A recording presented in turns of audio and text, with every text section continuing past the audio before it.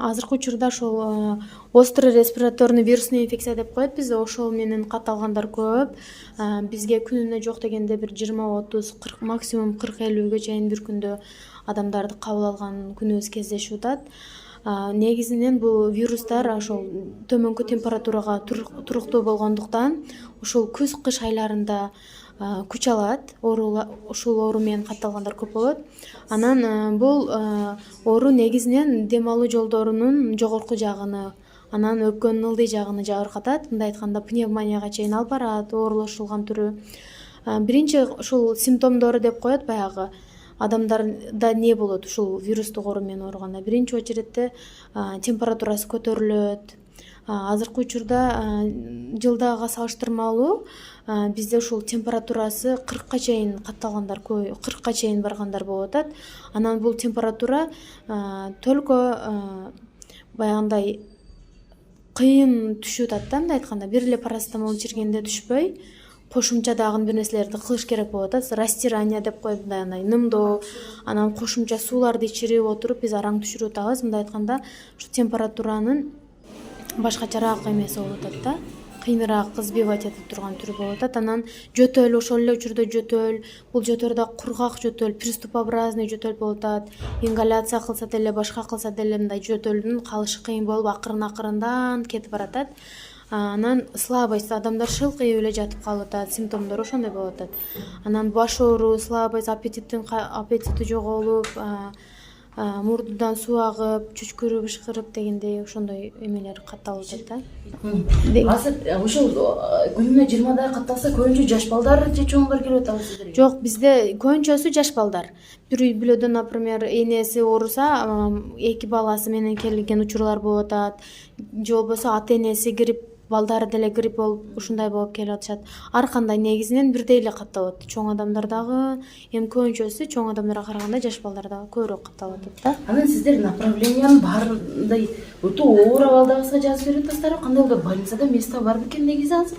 Азыркы учурда ушул бизге ушу больница менен өзүбүздүн ортобузда мындай группабыз бар да, ошол аркылуу сүйлөшүп турабыз. Место калбады, дарыгерлер, бизде место калбады, кичине үйдө үйгө жазып берип туруңуздар дегенде биз үйгө эле жазып беребиз. Анан биз баардыгын эле направить эткен жокпуз, только ошол температурасы түшпөй, жөтөлү күчөйүп, өпкөгө чейин өтүп, пневмония болгон учурда гана мындай тяжелый абалда гана жаткырып атабыз да. Көбүнчөсү үйгө эле жазып берип атабыз. Колдорго назначение берип, дары-дармекти жазып берип атабыз.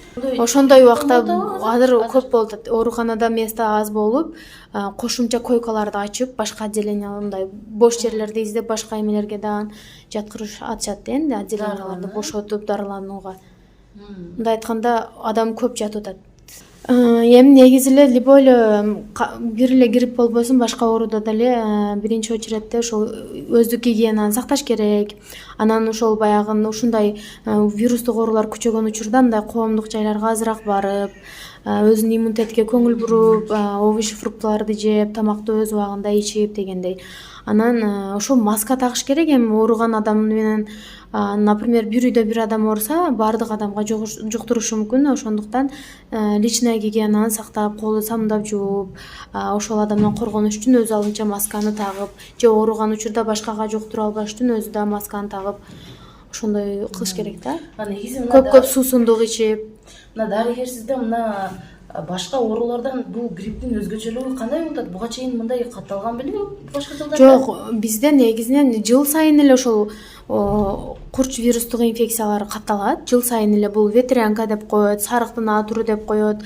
Анан обычный эле ошол грипп оорусу бизде жыл сайын эле катталат.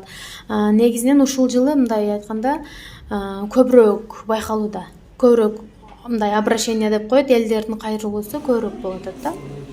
Бизде азыркы учурда эми вирусологиялык лаборатория жок болгондуктан биз азыр буларды сразу эле лечение жазып беребиз да. Симптомуга карап эле симптоматический лечение жазып беребиз. Анан эч кандай мындай лабораторияларга, обследованияга жөнөтпөйбүз. Жөтөлдөн какырык алып, же болбосо мурдудан, тамагынан, зевтен анализ алып, биз эч кайсы жака жөнөтпөй эле симптоматикалык дарылайбыз да. Бул ковидке окшош десек болобу? Эми ковидке окшош деп айтуудан алысмын, эми Кудай сактасын. Ковид убагында сатурация түшүп, адам дем алуусу кыйындап, мындай оор эле убактар болгон. Буну эми бизге ошол лаборатория керек болот, ошол эмне вирустун кайсы түрү